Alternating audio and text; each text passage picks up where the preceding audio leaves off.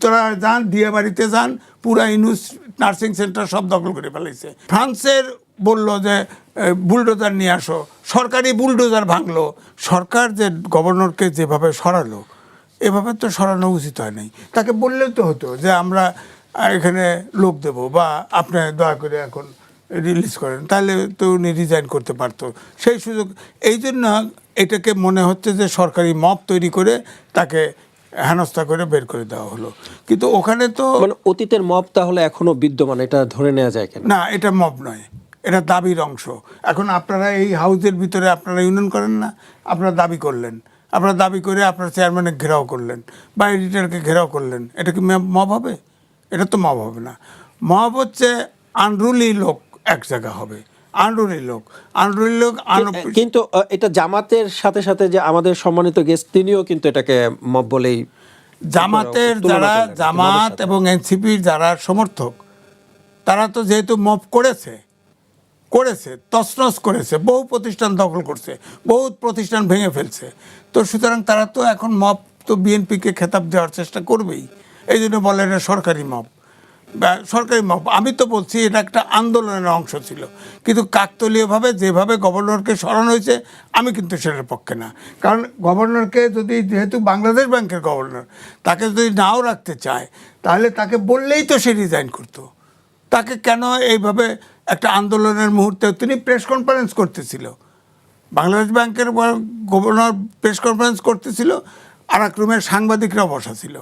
হ্যাঁ, তখন press conference করে তিনি যখন শুনছে বেরোইছে, তখন তিনি শোনে যে ওনার চাকরি নেই। এটা কেন হবে?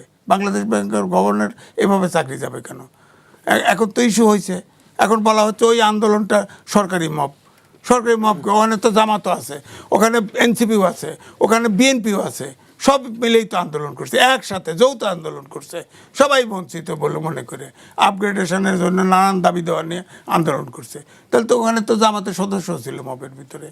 সরকারি যদি মব বলে থাকে, ওখানে সার্বজনীন মব ছিল, ওটা যদি মব হয় আর আন্দোলন যদি হয় তাহলে সব মিলেই আন্দোলন করতেছিল। কিন্তু আমার প্রশ্ন হলো, ওই মুহূর্তে আপনি বললেন গভর্নরকে যদি না সরানো হতো, গভর্নরকে যদি বলা হতো যে আপনি শান্তিপূর্ণভাবে নর্মালি তার এক্সিটটা হতো, তাহলে তো এই প্রশ্নটা আসতো না। এই জন্য আমি বলবো যে এই বলাটা কিন্তু সরকারি মব না, এটা হলো আন্দোলনের অংশ। আমরা তো অনেক আন্দোলন করি না, আমরা তো ওই আর দিনকালে একবার আমি মহাসচিব ছিলাম, তখন দিনকালে দাবি দেওয়ার জন্য আন্দোলন করেছি। তো ওখানে গেট, স্টিলের গেট ছিল, গেটও ভেঙে ফেলছে, তখন তো মব বলেন নাই। এখন ব্যাপারটা হলো 5ই আগস্টের পরে যেগুলা বিদেশ থেকে, ফ্রান্স থেকে উৎসাহিত করা হয়েছে, ট্রাক্টর দিয়ে দিয়ে আপনার সব ভেঙে চুরে সরকার করে দেন, পত্রিকাগুলো দখল করে ফেলেন, পত্রিকাগুলোতে আপনার আগুন দিয়ে ফোড়ায় দেন, এগুলো মব। আপনি বলেন যে প্রথম আলো, ডেইলি স্টার, তার এখানে যে আগুন দিয়ে পোড়ানো হলো, ওখানে সিসিটিভি ফুটেজে সব ধরা আছে। যারা প্রকৃতপক্ষে ওখানে গেছে ওগুলো ধরা পড়লো না কেন? ধরা পড়ছে সাধারণ লোক, ধরেন। আবার তখন ধরেন 32 নম্বর, ওটা তো সরকারি প্রতিষ্ঠান, বলা হয় যে ওটা স্বৈরাচারের আতুর ঘর।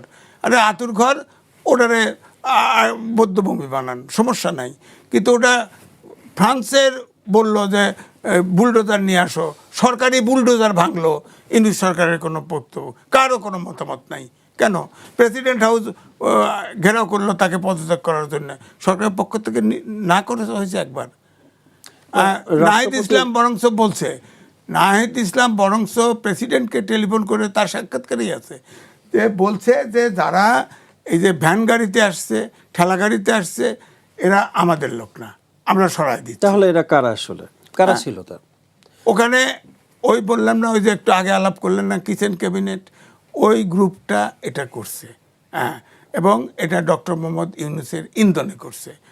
উনি তো কথা বলে না। একবার তো বঙ্গভবনে আপনার সাংবিধানিক হলে, চুক্তি হলে, অমক হলে, প্রজ্ঞাপন জারি হলে প্রেসিডেন্টের কাছে দেখা করে না। এই 18 মাসে প্রেসিডেন্ট বলছে একদিনও যায় নাই। এমনকি তার পিআর সেকশনের 3 জনকে উইথড্র করে এমন কথা তিনি বলেছেন। তাহলে বিচার তো, আমার কথা হলো যে দাবিটা নাহিদ ইসলাম উঠালো, আমি আগেই বললাম যে প্রেসিডেন্টকে নো কন্ট্রিবিউশন দেওয়া হবে এবং তাকে গ্রেপ্তার করা হবে। এটা তো প্রেসিডেন্টের গ্রেপ্তার, তো তিনি প্রেসিডেন্ট ক্ষমতায় থাকতে তো তাকে গ্রেপ্তার করা যাবে পারবে না। না। জি। আমার কথা হচ্ছে যে ওই যে মব সন্ত্রাস, তাকে যে ফোর্সিবলি 3 বাহিনীর চিফ, হ্যাঁ, এর আগে ঠাকুরভাই বলছিল যে প্রথম যখন সেনাবাহিনী ওই যে রাজনৈতিক দলগুলোকে ডেকে নিয়ে যায় বঙ্গভবনে, তখন কিন্তু এমার্জেন্সি দেওয়ার কথা বলছে। এই যে কিচেন ক্যাবিনেট এখন বলছেন না, তখনও কিন্তু চেষ্টা হয়েছে কিচেন ওখানে এমার্জেন্সি দিয়ে সরকার লিঙ্গার করা।